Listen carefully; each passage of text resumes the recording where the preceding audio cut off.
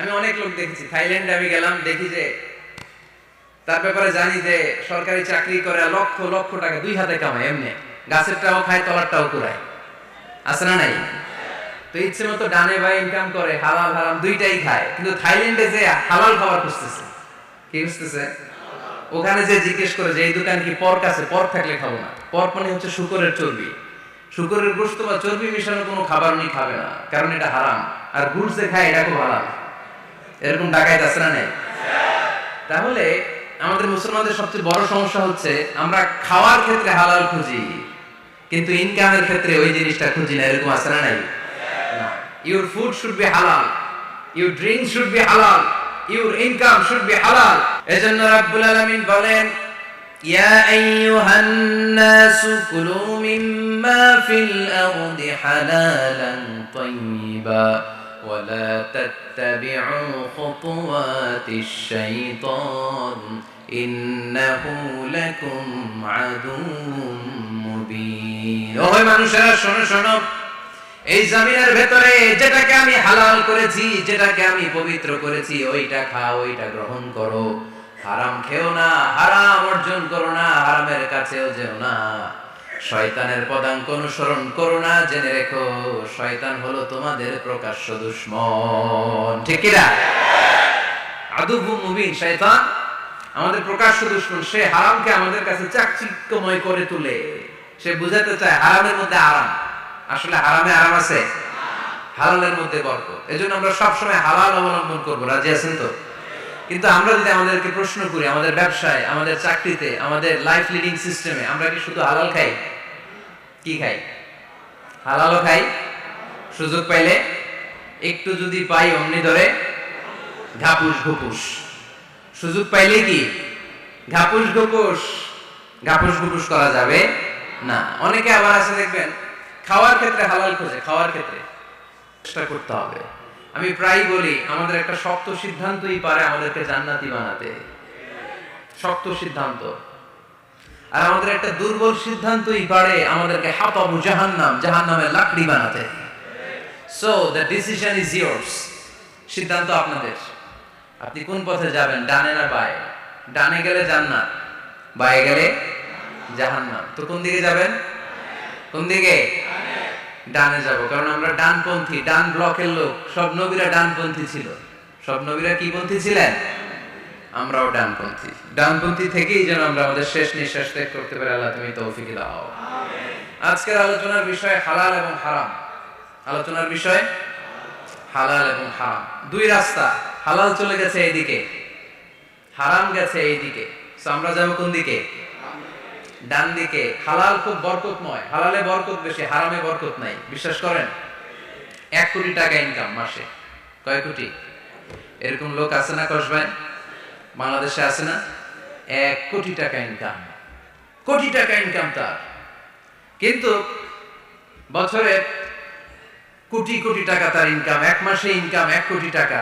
কিন্তু দেখা যায় মাসে একটা হসপিটাল বিল পরিশোধ করতে তার চলে যায় 50 লাখ টাকা। আছে না নাই? ওয়াইফের ক্যান্সার, যার নেই কোনো অ্যান্সার। ছেলে ইয়াবা খায়, ওরে দেয়া লাগে 20 লাখ। বাড়ি ভাড়া, খাওয়া দাওয়া ইত্যাদি খরচ শেষে দেখা যায় মাস শেষে আরো 20 লাখ ঋণের মধ্যে পড়ে আছে। আছে না নাই? কিন্তু মাসে ইনকাম ছিল কত? 1 কোটি। কিন্তু মাস শেষে দেখা যায় 20 লক্ষ টাকা ঋণের বোঝায় চাপা পড়ে আছে। আর রিকশাওয়ালা, ওর বেতন নাই, যা পারে ইনকাম করে প্রতিদিন। মাসে অন অ্যান এভারেজ তার ইনকাম 5,000। কয় হাজার? 1,000 চলে যায় ওর যে ছুপড়ির বেড়া, ওই বাড়ির ভাড়া দিতে। 1,000 চলে যায় ওর খাওয়া, 1,000 চলে যায় চিকিৎসা, 1,000 চলে যায় ছেলেমেয়েদের পড়াশোনা, আনুষঙ্গিক আরো 500, মাস শেষে আরো থেকে যায় 500। সুবহানাল্লাহ কইতে পারলেন না? 1 কোটি টাকা ইনকাম করেও 20 লক্ষ টাকা ঋণের বোঝায় চাপা পড়ে আছে। আর 5,000 টাকা ইনকাম, মাস শেষে কত থাকে? 500। কারণ ওর পুরো ইনকামটাই হালাল। ওর পুরো ইনকামটা কি? আর হালালে বরকত ঢুকাই দিছে কে? হারামে কোনো বরকত আছে? আওয়াজ করে বলেন তো, গরু খাওয়া হালাল না হারাম? কুকুর খাওয়া?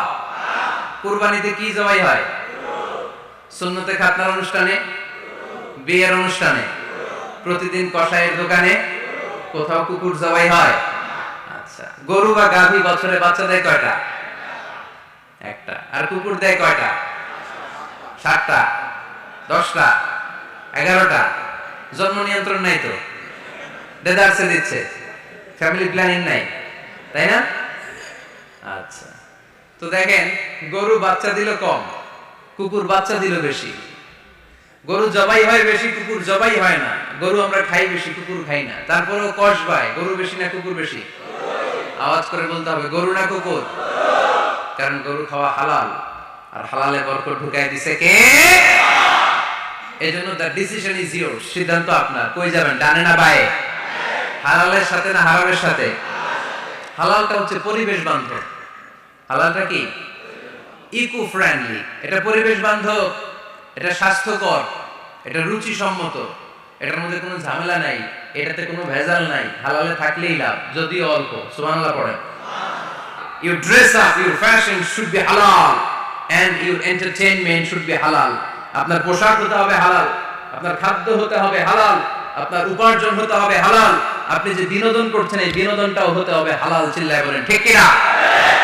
হালাল বিনোদন লাগবে, হালাল ড্রেস আপ লাগবে। ছেলেরা কি স্বর্ণ পড়তে পারবে? ছেলেরা কি সিল্কের জামা পড়তে পারবে? আমরা সিল্কের জামা পরি না, এটা আমাদের জন্য হারাম করেছে কে? ছেলেরা জুয়েলারি পড়তে পারবে? গলায় চেন পড়তে পারবে? হাতে ব্রেসলেট দিতে পারবে? আসনা নাই? এখানেও অনেকের আসনা নাই, দেয়া যাবে? অনেক ছেলে দেখবেন আবার কানের মধ্যে ছিদ্র করে, কসবায় মাশাআল্লাহ এগুলা নাই। আমি বাঁচায় দেওয়ার জন্য কইলাম নাই, আবার ওরা কয় আছে। আছে আছে না, এগুলো করা যাবে? দাড়িতে চুলে কালো রং দেয়া যাবে? এটা ধোঁকাবাজি। এটা কি? মান গাশশানা ফালাইসা মিন্না। আল্লাহর হাবিব সাল্লাল্লাহু আলাইহি ওয়াসাল্লাম বলেন, the person who deceives us he is not among us।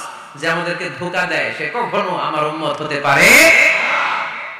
মদিনার খেজুরের বাজার ভিজিট করতে গেলেন আল্লাহর হাবিব সাল্লাল্লাহু আলাইহি ওয়াসাল্লাম, অডিট করতে গেলেন।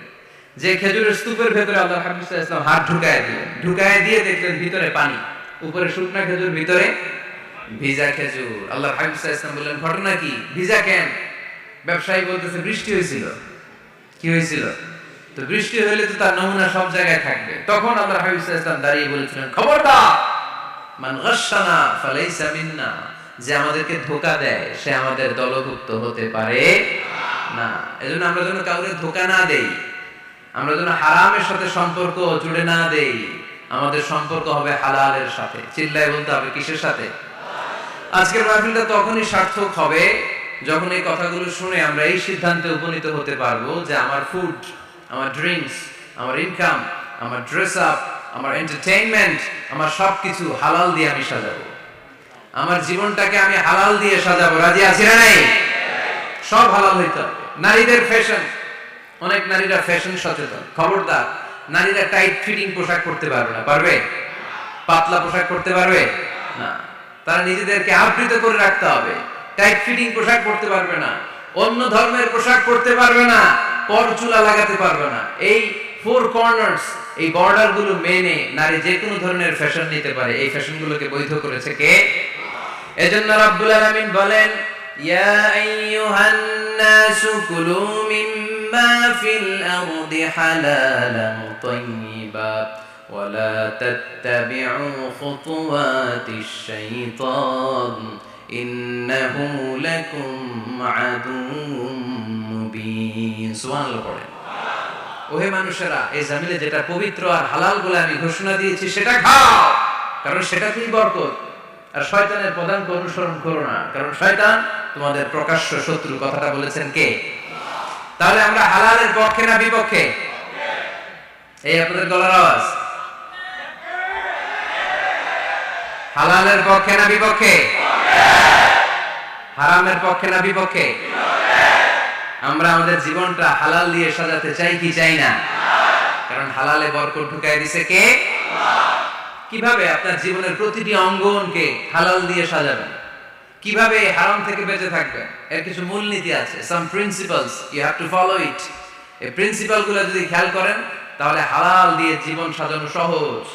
আর এই প্রিন্সিপালে, মূলনীতিতে যদি ভেজাল লাগাই দেন তাহলে সব জায়গায় ভেজাল আছে না নাই? আজকে এই চমৎকার দুপুরে আমরা হালাল হারামের মূলনীতির ব্যাপারে কয়েকটি কথা শুনে বিদায় নিব ইনশাআল্লাহ। পড়ে হালাল এবং হারামের প্রথম মূলনীতি হচ্ছে আল আসলু ফিল আশিয়াই আল ইবাহা। মূলত সব কিছু পৃথিবীতে যা দেখি, যা পাওয়া যায়, খাবার দাবার যাই হোক না কেন, মৌলিকভাবে সবকিছু হালাল। যুবক ছেলেরা বুঝে যাও, কান দুটো খরগোশের কানের মতো খাড়া করো। আমি সহজ করে বুঝাবার চেষ্টা করব, যদিও সহজ করে বুঝানো সহজ না। সহজ করে কইতে আমায় কহজে, সহজ করে যায় না কওয়া সহজে, ঠিক কি না? তারপর আমি চেষ্টা করছি সহজ করে বুঝানো, খুব সহজ। আর দিন ইউসরুন লা উসরা ফি, দিন সহজ, এর মধ্যে কাঠিন্যতা নাই। মন জয় করার 4টা বাক্য আল্লাহর হাবিব সাল্লাল্লাহু আলাইহি ওয়াসাল্লাম আমাদেরকে শিখিয়ে গিয়েছেন। বাশিরু ওয়ালা তুনাফিরু, ইয়াসিরু ওয়ালা তুআসিরু। সহজ করে উপস্থাপন করো, কঠিন করো না। মানুষকে দিনের প্রতি আকৃষ্ট করো, দিন থেকে ভাগিয়ে দিও না। আমরা অনেকে দিন থেকে ভাগাই দেই, আছে না নাই? এক ছেলে হিন্দু হয়েছে, হিন্দু থেকে মুসলমান হয়েছে, আগে ছিল হিন্দু, এখন থেকে এই ছেলেরা কি সুন্নি মুসলমান বানাবে, না ওয়াহাবি বানাবে, না আহলে হাদিস বানাবে, না হানাফি বানাবে, এই নিয়ে কিলাকিলি আছে না নাই? কি বিপদ! সে আগে হিন্দু আসলাম, এটাই তো ভালো ছিল। মুসলমান হওয়ার পরে এর ভয় দেখানো শুরু করছে, এই খবরদার, নামাজ রোজা যাকাত হজ সব লাগবে, হারাম খাওয়া যাবে না, এটা নাই ইসলাম, এটা নাই, ওইটা নাই, ওইটা নাই, হিন্দুকে দিলে আমিও নাই। খবরদার! আল্লাহ ছাড় দিতে চায়, মৌলবীরা ছাড় দেয় না, আছে না নাই? তো আমরা যেন কঠিন না করি। হালাল হারামের প্রথম মূলনীতি হচ্ছে basically everything in this world is হালাল। এই পৃথিবীতে যা আছে সবই হালাল। সব কি? সব হালাল, সব হালাল, সবই হালাল, অল্প কিছু হারাম। সুবহানাল্লাহ পড়ে। যদি এমন হইতো এই পৃথিবীতে যা আছে সবই হারাম, অল্প কিছু হালাল, খুব ভালো হইতো, তাই না? সুবিধা হইতো আমাদের। তা আমাদের সুবিধা করে দিলেন কে? সুবহানাল্লাহ পড়বেন না? বেসিকলি এভরিথিং ইজ হালাল। পৃথিবীর সব কিছু হালাল। আপনারা যদি কেউ কিছু বলে যে এটা কি হালাল না হারাম, আপনি হুট করে বলবেন আগে বলবো হালাল। যদি হারামের দলিল পাওয়া যায় তখন বলবো হারাম, ঠিক কি না? আমাকে যদি বলেন এটা হালাল না হারাম, আমি যদি বলি হালাল, আপনি যদি বলেন দলিল দেন, এটা আপনি ভুল বলবেন। কারণ কোনো কিছু হালাল করতে হলে দলিল লাগে না। কোনো কিছুকে হালাল বলে সাব্যস্ত করতে দলিল লাগে না। হারাম বলে যদি সাব্যস্ত করতে চান তখন দলিল লাগবে, তাও তেনা পেছানো দলিল দিয়ে হবে না, যেন তেন দলিল দিয়ে হবে, অকাট্য দলিল। এটাকে বলে আল আদিল্লা আল কাতঈয়া। অকাট্য দলিল লাগে কোনো জিনিসকে হারাম সাব্যস্ত করতে হলে। তাহলে এই যে আমাদের জন্য আল্লাহ সহজ করে দিলেন, সবকিছু বেসিকলি হালাল, যতক্ষণ না এটা হারাম হওয়ার ব্যাপারে দলিল পাওয়া যায়। এজন্য হারাম হারাম জিকির না করে জিকিরটা চেঞ্জ করে করতে হবে হালাল হালাল। কথা বলেন ঠিক কিনা? জিকির দুই ধরনের আছে। জিকির কয় ধরনের? একটা জিকির হচ্ছে হারাম হারাম হারাম, একদলের কাছে সবই হারাম। একটা সময় এদেশের কিছু আলেম সমাজ ইংরেজিকে হারাম বলতো, ইংরেজি শিক্ষা করাকে কি বলতো? সময়ের বিবর্তনে এটা এখন হালাল। এখন এটা কি হালাল। একটা সময়ে আলেম সমাজের কিছু অংশ রাজনীতি করাকে হারাম বলতো, কথা কি বুঝতেছেন? এখন এটা কি হালাল হয়ে গেছে। ইসলামী ব্যাংকিং কে হারাম বলতো একটা সময়, যে না কোনো ফিনান্সিয়াল ট্রানজাকশন এই সিস্টেমে ব্যাংকিং এটা ইসলামে জায়েজ না, এটা হারাম হারাম। কারণ ওদের জিকির কি? কথা কয় না? হারাম হারাম হচ্ছে এদের জিকির। একটা সময় ইসলামিক ব্যাংকিং হারাম ছিল, এখন এটা কি হয়ে গেছে? তার মানে এখনো অনেক কিছু এদের কাছে হারাম। সময়ের বিবর্তনে, কালের আবর্তনে এদের মুখ দিয়ে এগুলো একদিন হালাল হয়ে বের হবে। চিল্লায় বলেন ঠিক কি না? এজন্য এই পৃথিবীর সবকিছু মূলত হালাল, যতক্ষণ না হারাম হওয়ার ব্যাপারে দলিল না পাওয়া যায়। হারাম করতে হলে দলিল লাগে, হালাল বানানোর জন্য দলিল লাগে না। আবার যেন তেন কোনো দলিল দিয়ে, ঠুনকো কোনো দলিল দিয়ে কোনো জিনিসকে হারাম করা যায় না। হারাম করতে হলে অকাট্য দলিলের প্রয়োজন হয়। কথা বুঝতে পেরেছেন? প্রথম মূলনীতি ক্লিয়ার সবার কাছে? আল্লাহর হাবিব সাল্লাল্লাহু আলাইহি ওয়াসাল্লাম বলতেন হালাকাল মুতানাত্তিউন, যারা মুতানাত্তিউন তাদের ধ্বংস, তাদের উপর আল্লাহ লানত। সাহাবারা বললেন ইয়া রাসূলুল্লাহ, ইয়া হাবিবাল্লাহ, মান হুমুল মুতানাত্তিউন? মুতানাত্তিউন কারা যাদের উপর আপনি লানত দিলেন, যাদের ধ্বংসের কথা বললেন? বিশ্বনবী বললেন আল্লাহর দেয়া হালাল বিষয়কে যারা সমাজের মধ্যে হারাম বলে প্রচার করে তারাই হলো সমাজের মুতানাত্তিউন। নাউযুবিল্লাহ বলেন। قل من حرم زينة الله التي أخرج لعباده والطيبات من الرزق এজন্য আল্লাহ রেখে বললেন, খবরদার কে আছে সমাজের মধ্যে আমার দেয়া হালাল সাজসজ্জাগুলোকে, পবিত্র জিনিসগুলোকে হারাম বলে ফতোয়া তুলে, তাদের উপর আমার লানত। খবরদার, আল্লাহ যেটাকে হালাল বলছে এটাকে হারাম বলার স্পর্ধা দেখাবেন না। এটাকে হারাম বলা যাবে? তাহলে প্রথম মূলনীতি কি সবাই বুঝতে পারছেন? বুঝতে পেরেছেন? এই দুনিয়াতে বেসিকলি সবকিছু কি? আওয়াজ করে বলেন। আর হালাল প্রমাণ করতে দলিল লাগে। কি প্রমাণ করতে দলিল লাগে? হারাম। এজন্য আমাদের জিকিরটা একটু চেঞ্জ করে দিব। আমরা হারাম হারাম না বলে কি বলবো? হালাল হালাল। যখনই দলিল পাবো তখন জিকির শুরু করব হারাম। কথা বুঝে নাই বোধহয়? দলিল পাওয়ার আগ পর্যন্ত সব কি? আরো জোরে বলেন। দলিল পাওয়ার পরে সেটা হয়ে যাবে হারাম। প্রথম মূলনীতি ক্লিয়ার? সবার কাছে ক্লিয়ার? কষ্ট হইতেছে? শেষ করে দিব? আরো কয়েক মিনিট শুনবেন? আচ্ছা, দ্বিতীয় মূলনীতি হচ্ছে হালাল হচ্ছে আনলিমিটেড। হালাল কি? কথা বলেন। আনলিমিটেড। আর হারাম হচ্ছে লিমিটেড। হারাম হচ্ছে সসীম, হালাল হচ্ছে অসীম।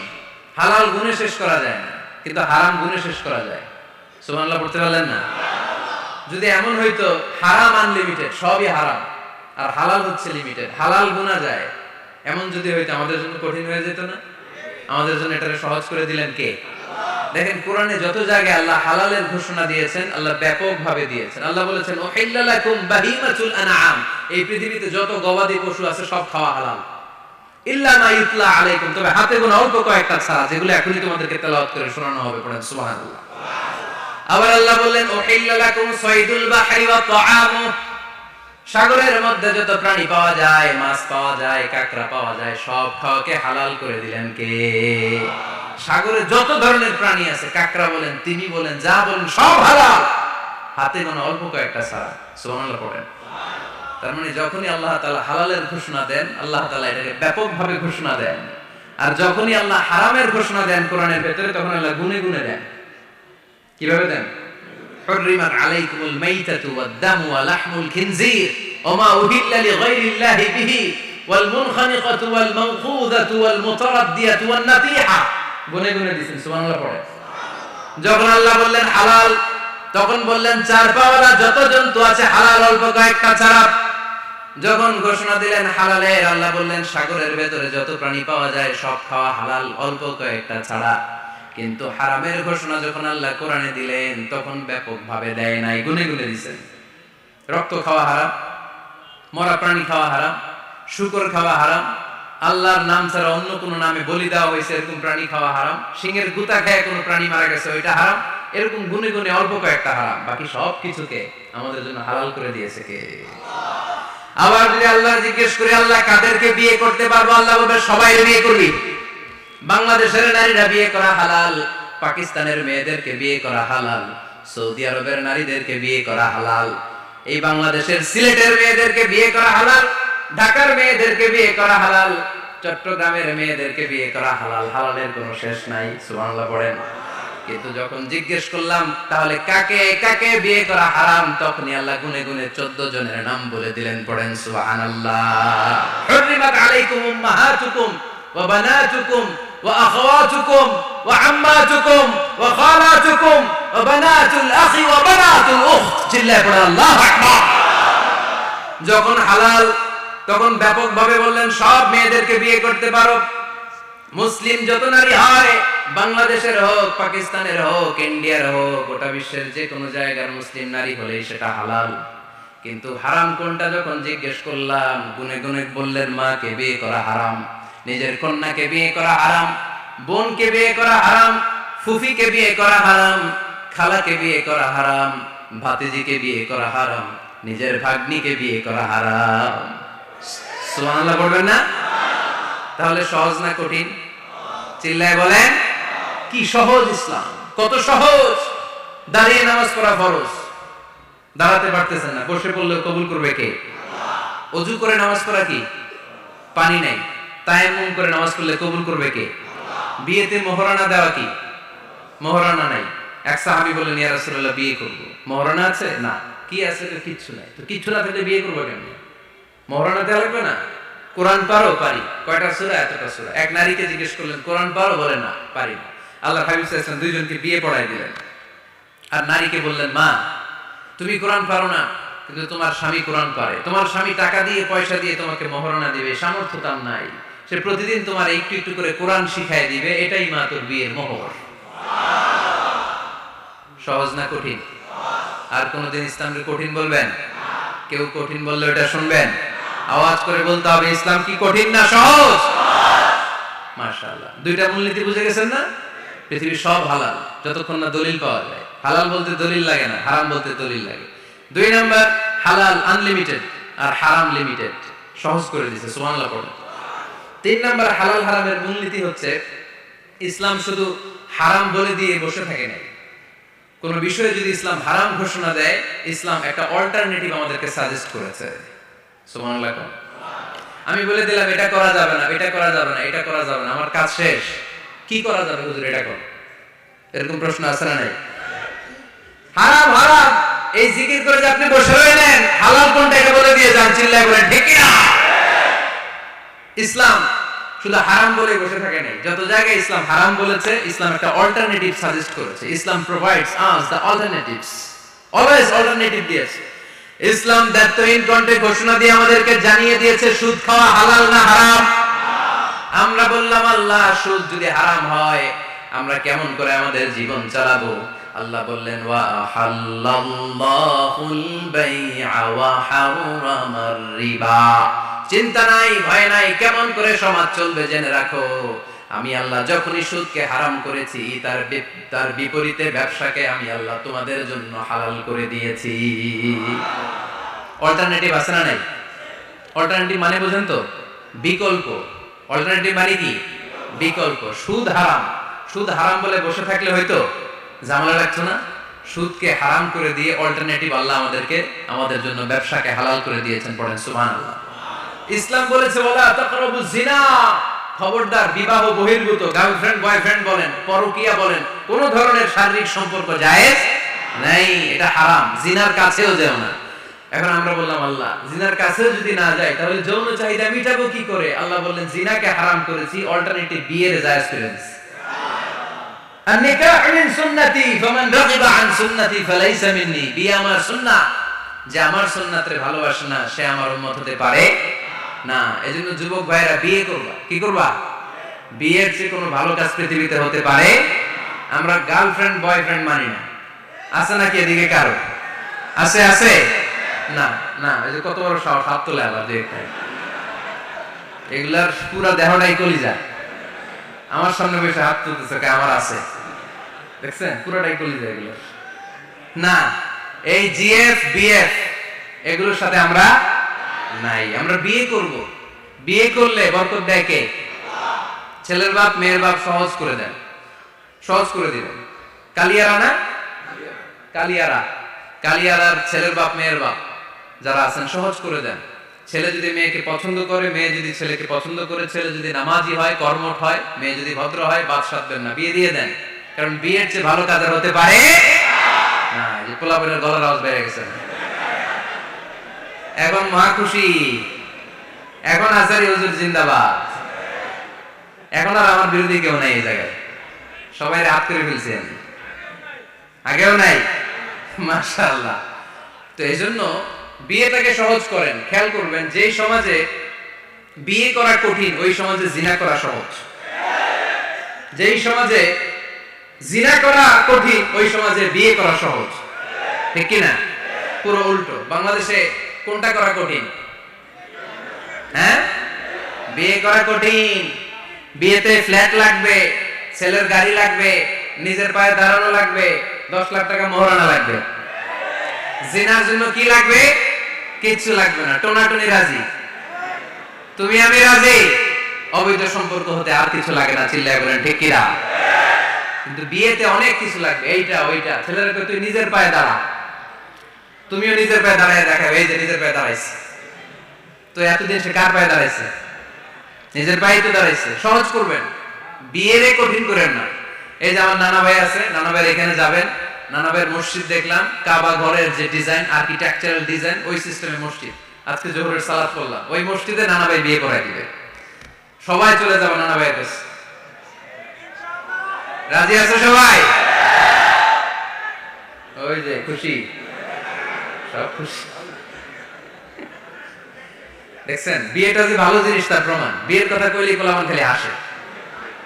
এটা জান্নাতি সম্পর্ক তো এই কারণে সাইয়েদনা আদম আলাইহিস সালাম আর হাওয়া আলাইহাস সালাম দুইজনকে বিয়ে পড়াই দিছিল কে? এই দুইজন এমন দুইজন মানব আর মানবী, ওনাদের কোনো শৈশব ছিল না, ওনাদের কোনো কৈশোর ছিল না, যৌবন দিয়েই শুরু। এজন্য আগে আল্লাহ বিয়ে পড়াই দিছে। কথা কয় না? ওই মেয়ে আপনার শৈশব আছে না নাই? কৈশোর আদম আলাইহিস সালামের শৈশব, কৈশোর হাওয়া আলাইহিস সালামের শৈশব, কৈশোর। জীবন শুরু করছে কি দিয়া? যৌবন দিয়ে। বিয়ের দরকার আছে না নাই? এজন্য আল্লাহ জান্নাতে বিয়ে পড়ায় দিলেন। বিয়ের সম্পর্কটা জান্নাতি সম্পর্ক, বিয়ের ভালোবাসাটা জান্নাতি ভালোবাসা। এর চাইতে পবিত্র ভালোবাসা দুনিয়ায় হতে পারে? তাহলে ইসলাম কোন জিনিসকে হারাম ঘোষণা দিয়ে মুখে কুলু পেটে বসে থাকে নাই, অল্টারনেটিভ সাজেস্ট করেছে। সুদ খাওয়া হারাম, অল্টারনেটিভ ইসলাম আমাদেরকে বলে দিল ব্যবসা হালাল। জিনা করা হারাম, পরকীয়া হারাম, গার্লফ্রেন্ড বয়ফ্রেন্ডের এই কালচার হারাম, তার বিপরীতে বিয়ে করা হালাল। সুবহানাল্লাহ পড়ে। এরপর ইসলাম বলে মদ খাওয়া হারাম। ইন্নামাল খামরু ওয়াল মাইসির ওয়াল আনসাব ওয়াল আজলাম রিজসুম মিন আমালিশ শাইতানি ফাজতানিবু। খবরদার, মদ, জুয়া, লটারি এগুলো হারাম করে দিয়েছে কে? আল্লাহ বললেন মদ খেও না, মদ তোমাদের জন্য হারাম ঘোষণা করা হলো। আমরা বললাম আল্লাহ, শীত প্রধান দেশে মদ খেলে শরীরটা গরম থাকে, মদ না খেলে তো বেঁচে থাকার উপায় নাই। স্ক্যান্ডিনেভিয়ান কান্ট্রিগুলোতে, সাইবেরিয়াতে মদ না খেলে ওদের বাঁচার উপায় নাই। এখন অল্টারনেটিভের দরকার আছে না নাই? আল্লাহ বললেন মদকে হারাম করেছি, কিন্তু মধু খাওয়াকে হালাল করে দিয়েছি। মধু খান আপনারা? আজকে খাইছেন কে কে দেখি? আজকে অনেকে খাইছেন? মাশাআল্লাহ, হাত নামান। মধু 5-6 চামচ খেয়ে দেখেন একসাথে। মদের বাবা এটা, চিল্লায় বলেন ঠিক কিনা?